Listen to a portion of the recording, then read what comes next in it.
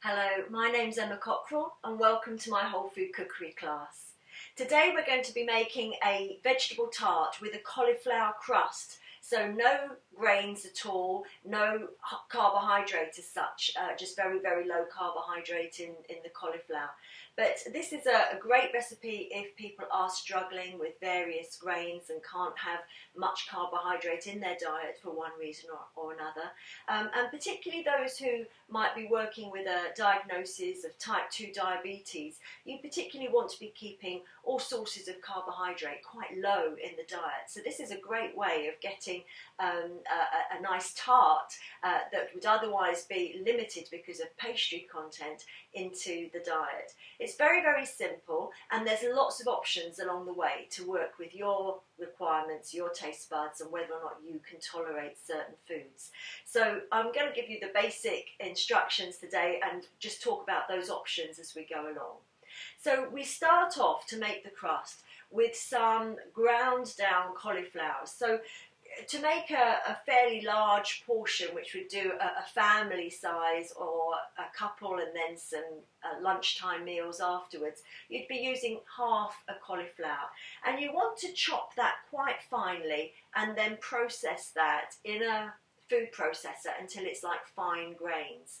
If you haven't got a food processor, don't despair. You can either grate it, that takes a little bit of time, or you can buy ready-made cauliflower rice, and you can get that. Most supermarkets do it in sachets which can be steamed in the microwave. We won't be cooking them. You can just take out a sachet or two sachets depending on how much you want to make. Defrost the cauliflower grains which have already been ground down and then use them. Now that will give you a slightly coarser finish, and I'll show you that I've used that, but it works quite satisfactorily. I'll show that you an example of how that comes out as we go on. So we've got the cauliflower finely grated down or finely ground down. Now for some of my clients, they can't tolerate cauliflower. It causes too many IBS type symptoms or stomach discomfort. So if you can't tolerate cauliflower, you can replace this very easily with ground butternut squash or celeriac. So you can grate those down finely, or you could put them through the food processor again and get a fine finish there. So we're starting off with some cauliflower. Now I've used about half the quantities that I'll be putting on my blog and below this YouTube with the ingredients. So you want about half a medium-sized cauliflower, grind that down. So that would be 2 packs of little sachets within a steam cauliflower rice pack. If you're going to use that full quantity. And I must say, actually, while you're making this, it's actually worth making extra because it's so useful. You can store it in the fridge for up to 5 days, and it's a very handy slice to just be able to take for an easy lunch or to warm up and have as an evening meal as well with a lovely side salad. So we've got our ground down cauliflower in here, and to that we're going to add some ground seeds, and that just gives it a little bit of body. Not essential, but it does add a little bit more bite to the finished product. You can buy sachets of ready ground seeds if you haven't got your own grinder. I'm going to use a tablespoon of ground sunflower seeds and a tablespoon of ground flax seeds. Flax seeds are same as linseeds. So for double this quantity, you'd be using 2 tablespoons of each. Just work that into the mixture. And then into that, we're going to add something to bind it together. I'm going to be using an egg, so with the half a cauliflower, you'd be using 1 to 2 eggs. I'm using just under 1 egg here to bind this amount. If you can't have eggs, then of course you can refer back to using a tablespoon per egg of chickpea flour and 2 tablespoons of water, and that will give you a similar kind of consistency and will help with the binding quite substantially. So there we are, we'll work that in. Now this obviously is a savoury crust, so I'm just going to add just a sprinkle of herbs into this. So you can use some oregano, I've put some chives in there, and some mixed herbs, just a sprinkle, and that gives a little bit of taste to that crust.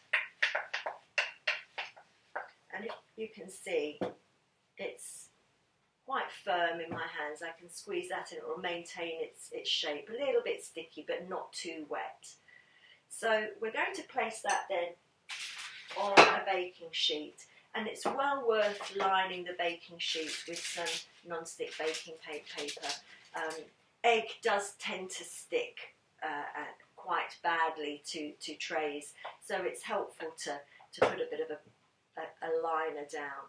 Now you can either cover your whole square, your whole circle, the whole baking sheet. I'm going to make some smaller little tartlets here, which can go into a lunchbox. So just pop the mixture down, flatten it out, and slightly raise the edges so it's like a little crust around the edge, and that will help to hold the ingredients, the filling. So just going to do a couple of those. It's quite easy to work with.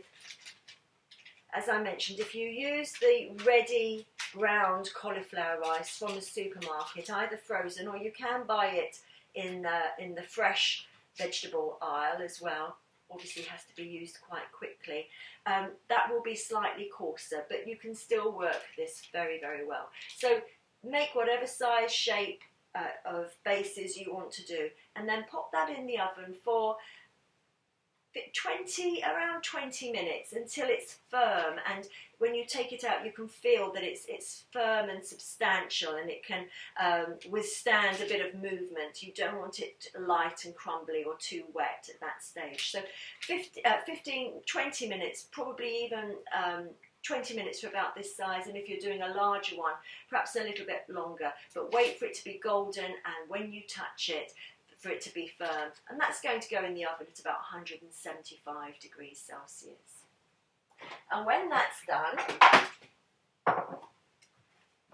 it will look like this. So here you can see I've done a larger one, and this is the one that I made using the pre-made cauliflower rice, and so you can see that the grains of cauliflower are slightly larger, but that's cooked through, and it's quite easy to remove from the baking parchment. So there's some flexibility there, but quite easy to work with.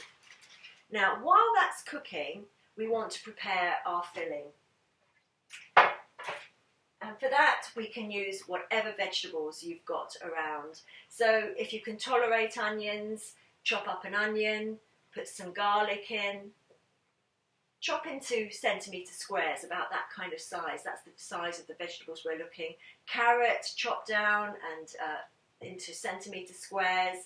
You can use aubergine, you can use celeriac or celery, you can use red peppers, you can use a combination of all of those, or you can major on one. So you could just use shallots, for instance, and make it a shallot tart, or a red pepper or golden pepper tart.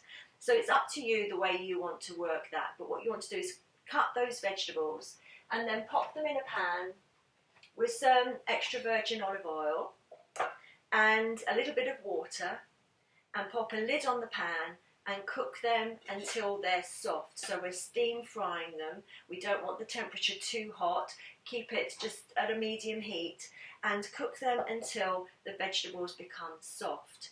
Now, while they're cooking, you can add in some herbs of your choice. You can use dried herbs, but right now my herb garden's just coming alive.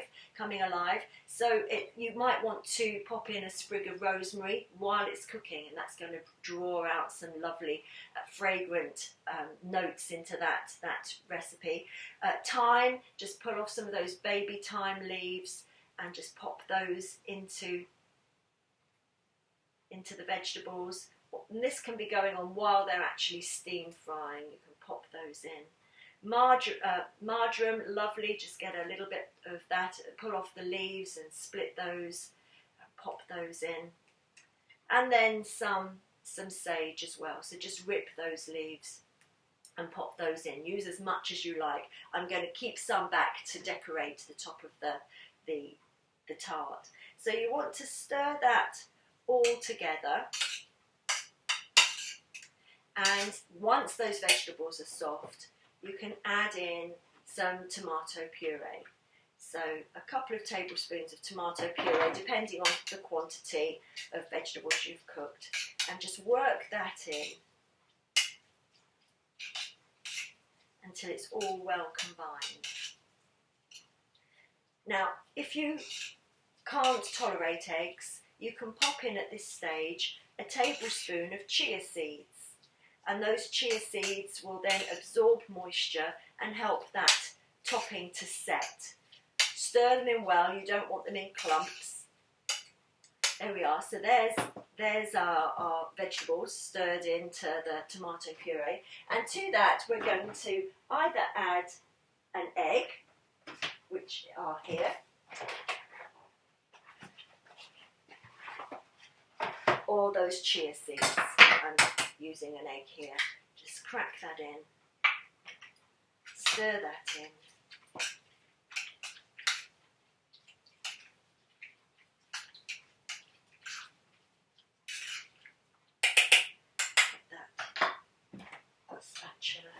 There we go. Stir that in. So it's a little bit wet, but that's going to go back into the oven and set once we've popped it on top of our tart base. So just spoon that on and push it right to the edges.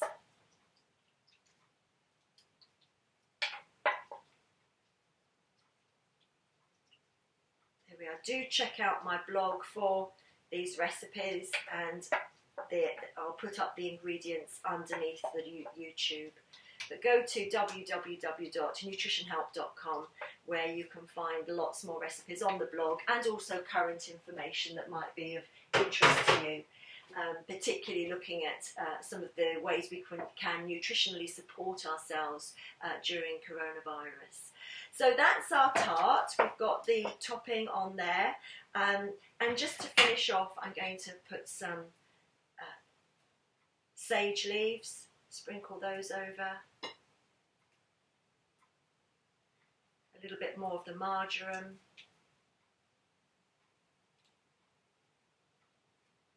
you can decorate this with sliced vegetables, mini tomatoes, rings of pepper, red rings of onion, rings of red onion. There we are. So I'm just making this quite fresh and herby. For those who can tolerate dairy and who aren't on a anti-candida diet, you could add some mozzarella. But this has got protein from the egg or the chickpea flour or the seeds, and it's got the vegetables, so it really is quite a complete meal. There we are. So there's our finished tartlet. And that's going to go into the oven for about 15 to 20 minutes until the egg has set and it's looking golden. The herbs on the top have begun to cook through, and it should look something like this. There we are. There's our finished product.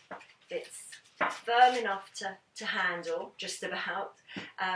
You can cut that into wedges and serve that with roasted vegetables or crisp side salad, but it's fantastic left cold as well and had as a lunch, a light lunch, or even packed into a lunchbox. So I hope that's given you some ideas of how to make some alternative crusts to using flour, even gluten-free flours, but also a way of using more vegetables in our diets, which we always want to be getting into, the variety of colours, the variety of textures, and every colour within the vegetable spectrum has got different nutrients which are going to add wonderful antioxidants and phytonutrients to our bodies, which help mop up any inflammation that's going on. So it's very, very beneficial to try and keep up the vegetable intake as high as possible. And this is a very easy and extremely tasty way of doing that. So I hope you've enjoyed that. Keep safe from the coronavirus, and tune in again soon. Bye bye for now.